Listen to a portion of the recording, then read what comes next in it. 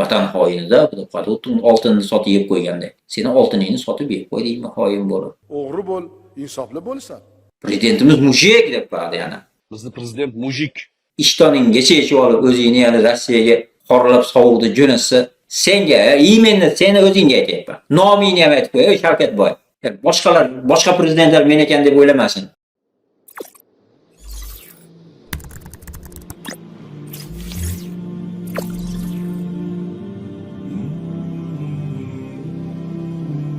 Faqat bugungi musulmonlarga o'zini shu haqqini tanitish yomon qiyin bo'lyapti. Oxirgi bir 3-4 kundan beri bir narsani guvohi bo'lyapman. Ya'ni musulmonlarning haqlari haqida gapirsam, mana bu senlardagi seniki aynan mana shu. Ma oltin seniki, ma suv seniki, ma yaylov seniki. Alloh aytayapti, senga berdim deyapti. Musulmonlar hammasi shunda sherik deyapti. Seni ham ulushing bor, seniki deyapti Alloh. Desang, yo'q, biz boqimanda emasmiz. Qanday bu tekin bo'ladi? Buni pulini to'lash kerak. Seniki bo'lsa kimga to'laysan? Ma telefon meniki. Ishlasam pul to'lamayman. Ya'ni telefonni ijarasini to'lamayman. Ichiga masalan haligi internet bersa, internetini pulini to'layman. Lekin telefonim sotib olganimdan keyin meniki bo'lganda endi buni bo'ldi. Bunga birovga ijara to'lamayman. Endi bittasi kelib, shu telefoningizga endi kuniga $6 dan ijara berib turasiz desa, indamasdan ha to'g'ri.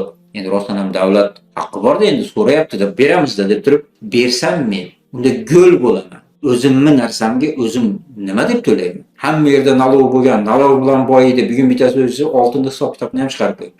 Oltin yetmaydi, nalog bilan boyiydi. Xalqdan nalog olish kerak. Ya'ni shuncha boyligi bor davlat. Ham qarz olyapti, ham boyligini sotyapti, ham nalog olyapti-da. Endi bo'pti, shu pullar qayerga sarf bo'lyapti desa, sarf bo'ladigan tarafini qarang-da. Xonavayroni chiqib yotibdi. Maktablar, ta'limlar, hatto maktabga chiqarilgan kitoblarni qarasang, shu birinchi betidan boshlab xato. Yeb qo'ygan, shuni ham pulini yeb qo'yib chiqarib olsang shu deb. Ya'ni yaqingacha sotar edi. Hozir ham sotayotgan bo'lsa kerak ba'zi joylarda. Ya'ni shunga o'xshagan narsalarda xalqni, hali hadisda aytilgan o'zini haqlarini tanib, shu seniki deyisham muammo bo'lib qoldi. Xalq, Robbing seni tashab qo'ymay shunaqa oltin chiqaribdi senga. Mana u mol-mulklarni chiqarib senga, yaylovni chiqarib sen molingni baho'r. Seniki, birov sendan haq so'rashga yo boqtirmashga haqqi yo'q. Mana u suvlardan foydalanib seniki, unga pul to'lashga hech kimga sen majbur emassan. Hammasi seniki, Robbing aytayapti seniki desang, mana u xoin deyapti. U chetda turib olib ko'ryapsanmi nima deyapti? Ba'zida o'ylanib qolaman-da, bu qanaqa xalqqa gapiryapsan? Bu xalqmi o'zi bu? O'zini narsasi, mo seniki nimagaligini bilsam, Robbing aytdi, mana hadisda turibdi. Payg'ambar sollallohu alayhi vasallam Alloh taolo bildirgan vahiyni senga aytib beryapti. Seniki Alloh yaratgan ekan, kimga desa, buni xo'jayinligi seni qo'lingda. Bu mulkni sen tasarruf qilasan. Musulmonlar hammasi sherik shunga desa, yo'q, bu bizniki emas. Bilamiz bu.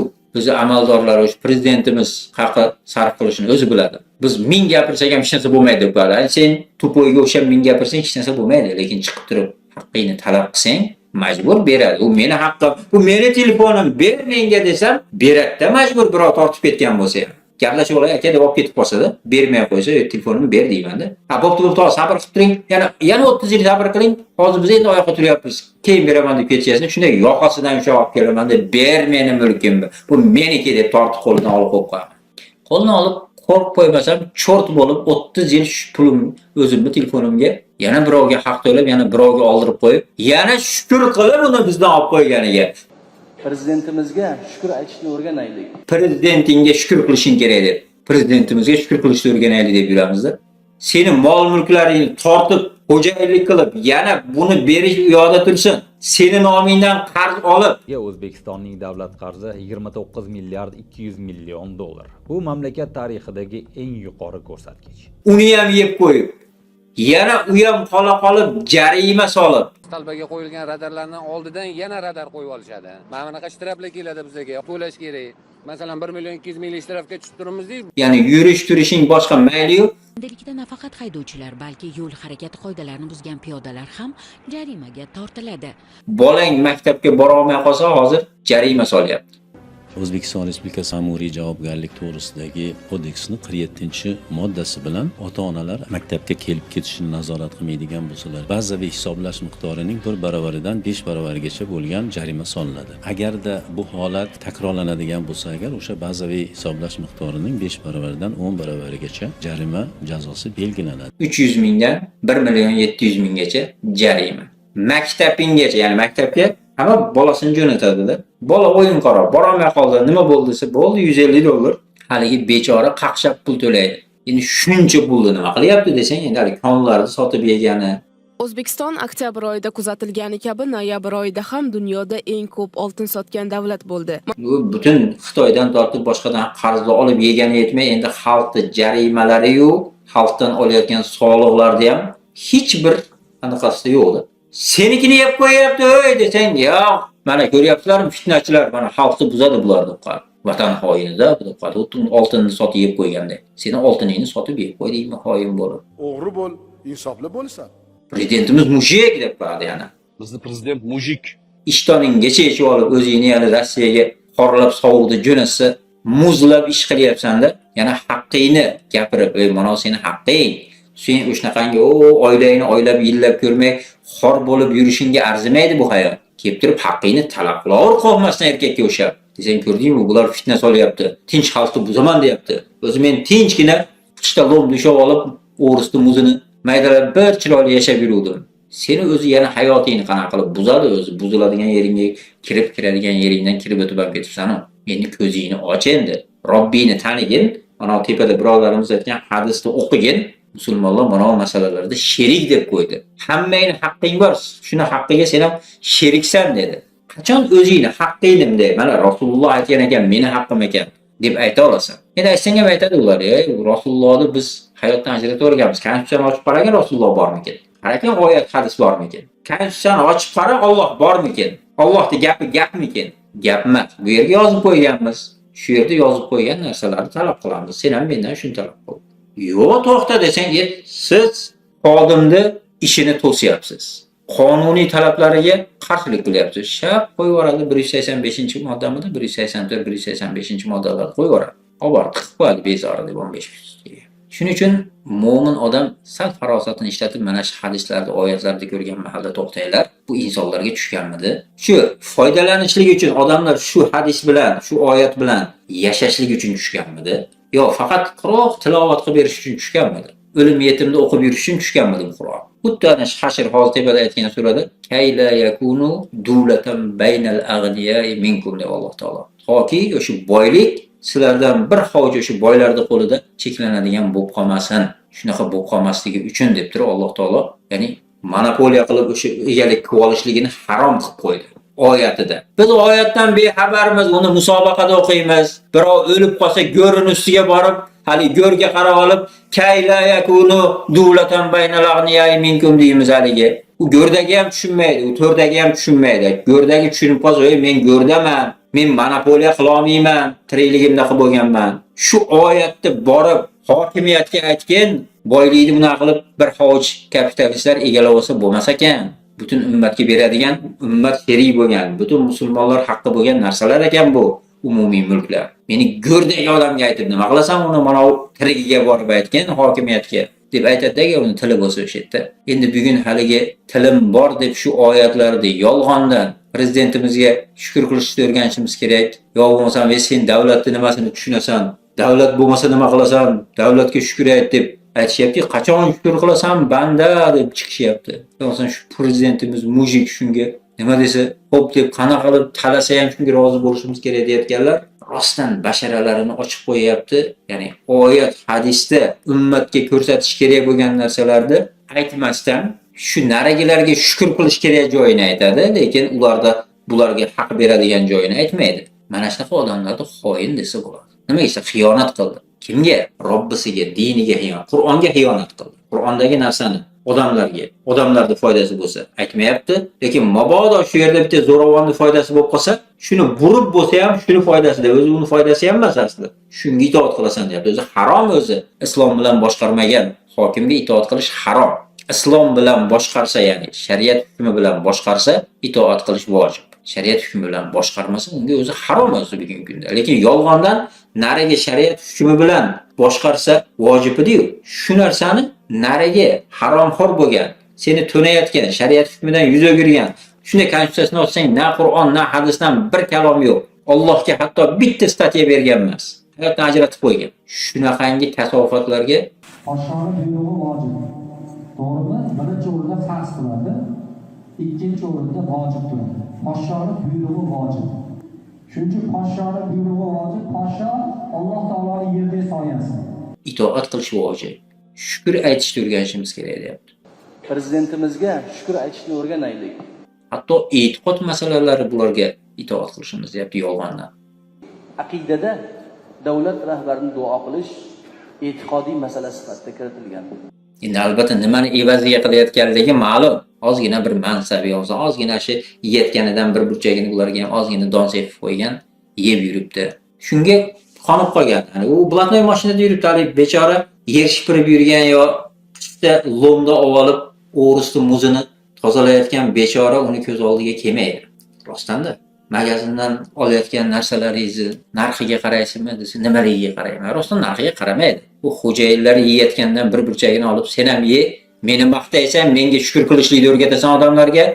Mana u cho'rtlar o'lib ketmaydimi, qirilib qolmaydimi? Bular haqida gapirmaysan, ammo bularning haqqini aytib, ana u chetda turib olib, oyatlarda aytayapti-yu, faqat boyni qo'lda yig'ilib qolmasin, yo bo'lmasam mana u 3 ta narsada musulmonlar hammasi sherik degan. Ashnaqa oyat hadislarni aytsang, ama yirtaman. Mashinani minginda indamasdan shunaqa qilib yuraver. Qimmat mashina deb qo'y so'raganlarga. Shunaqa qilib yur derkan, bo'ldi, bu bechora endi boshqacha ish qila olmaydi ham, qilaman desa ham qila olmaydi. Nimaga desa baylab qo'ydi uni. Og'zini ham yopib qo'ydi. Endi tahdid ham qiladi. Bo'pti, xohlasang haligi aytayotgan, narigilar aytayotgan oyat hadislarni ham aytibor. Hech narsa bo'lmaydi, aytaverdi faqat. Ammo hech narsa bo'lmaydi. Mansab ham bo'lmaydi, mashina ham bo'lmaydi. Sen shu bugun ko'zlayotgan narsalaring ham bo'lmaydi. Uni o'rniga u nariyadan issiqqina joy bo'ladi turmadan. Bemalol aytasanmi deyapti. Desa, yo'q, prezidentimizga shukr qilishni o'rganaylik deb turib, yana bo'ldi, yana shu eski plastinkasini qo'yib, qachon qarasang shu shukrdan da'vat qiladi. Shukr qilish kerak, shukr qilish kerak. Lekin biror marta haqlardan da'vat qilmaydi. Eshitdinglarmi? Birortasi prezidentga, "Ey prezident, Allohdan qo'rqin. Mana bu haqlar bor, qiyomatda so'raladi. Mana bu olib sotayotgan o'sha konlaring bo'lsin, boshqa bo'lsin, mana shuni haqqini berasan. Bugun bermasang qiyomatda berasan. Bera olmasang butun hamma senda nimaga yaxshi narsa bo'lsa oladi. U bilan qanoatlanmaydi-da, yetmasa qolganlarni butun gunohlarini seni ustingga yuklaydi. Shu bilan jahannamga uloqlantirilasan. Ya'ni haqiqiy muflis, ya'ni haqiqiy bankrot bo'lgan odam sen bo'lasan. Allohdan qo'rqin, bularning haqqini yemagin deb turib, biror marta musulmonlar tarafini olib turib, haqlariga chaqirib prezidentga yo amaldorlarga shunaqa deganni eshitdinglarmi? Aylantirib o'tib ketishi mumkin. Yani hech kim tushunmaydigan qilib. Mabodo, "Ey, nima deyapsan? Shunaqa deyormadingmi?" "Yo'q, unaqa deyormadik." Mana bu o'zi boshqa narsani aytdim, rivoyat aytib berayotganini o'tib ketadi-da. Bu aytish uchun to'g'ridan to'g'ri aytish kerak. "Ey prezident" desa nima bo'ladi? Og'zing yirtilib ketadimi? "Ey prezident, senga, imenni seni o'zingga aytayapman. Nomingni ham aytib qo'y, ey Shavkatboy." Boshqalar, boshqa prezidentlar men ekan deb o'ylamasin. Yo'q, Venesuelaning prezidenti kelib, "Nima deyapsiz, menga aytyapsizmi?" demasin. Senga aytayapman, imennoy mana. Atrofingdagi amaldorlaring, seni oilang, haligi quda andalaring, kuyovlaring, yetganlarda hammasiga aytayapman. Allohdan qo'rqinglar. Kim biror narsani nohaq olib yeydigan bo'lsa, do'zaxdan bir parcha cho'g'ni olib yebdi. Xohlasang ol cho'g'ni, xohlasang olma dedi. Olasanmi cho'g'ni? Cho'g'ni olasanmi sen, ey prezident deb turibdi. Nima ayta olmaydi, bilasanmi? Tepadan qo'yib qo'yganda, sen faqat prezidentga shukr qilishni o'rgatishni aytgan. Prezidentimizga shukr aytishni o'rganaylik. Undan boshqa haqlarni aytgan kuning seni haqqingni ko'rsataman degan. Shunchalik ko'pchilik endi qanaqa qilib kimga ishonishimizni bilmayapmiz-da, boshqada deydi. Farosatingni bir yarim gram ishlatgan, nima deyotganini bilasan. Rostdan nima desin, boshqa haligilarga xizmat qilayotgan odam shuni teskarisiga gap aytishlikning iloji yo'q o'zi.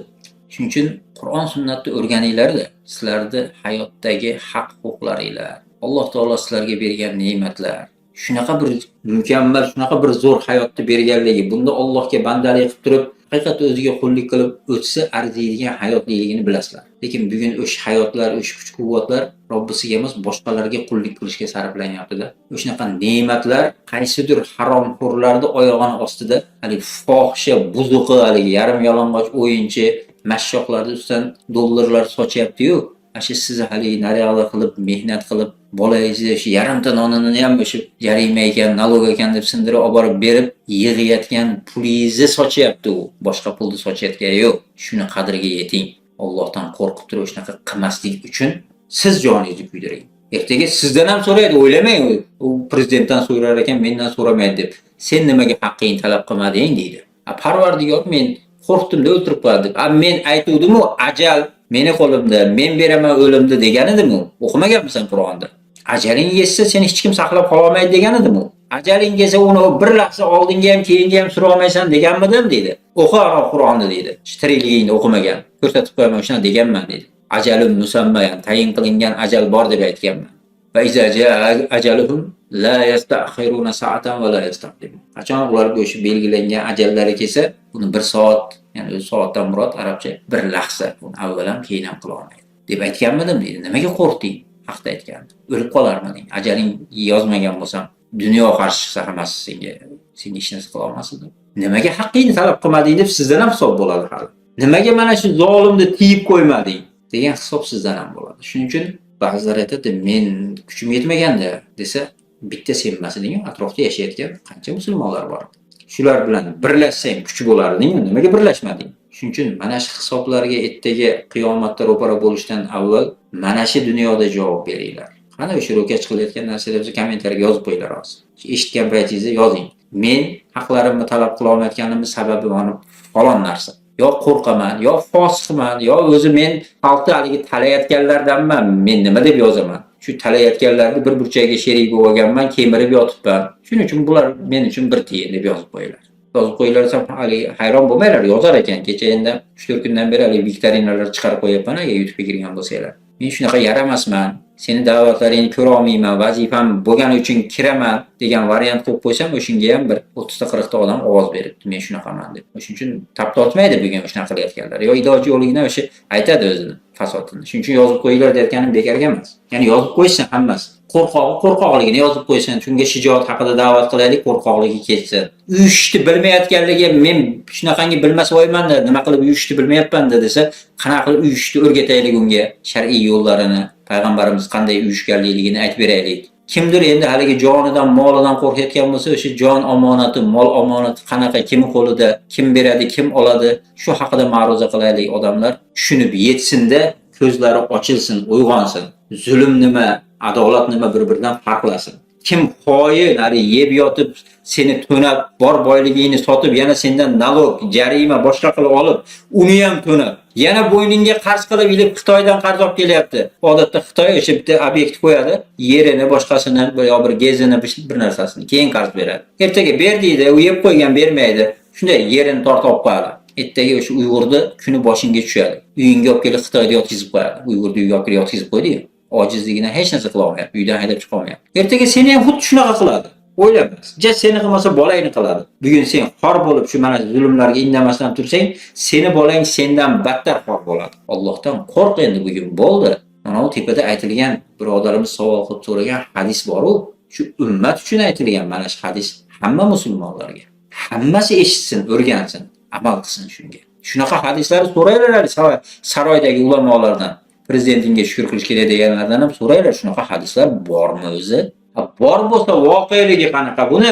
Bor bo'lsa buni kimdan talab qilamiz bu narsalarni? Bu yog'ini ham o'rgat deylar. Endi albatta u yo'lini topib o'rgatadi ham. Lekin ularda ham sal qiynaylarki, hech bo'lmasa sotqinlik qilib, o'sha non yeyapti-yu, sotqinlik qilib mashina minayapti-yu, qiynalib, bir jon kuydirib, bir izlanib, sotqinlikda ham qiynalib qilsin o'sha bechoralar.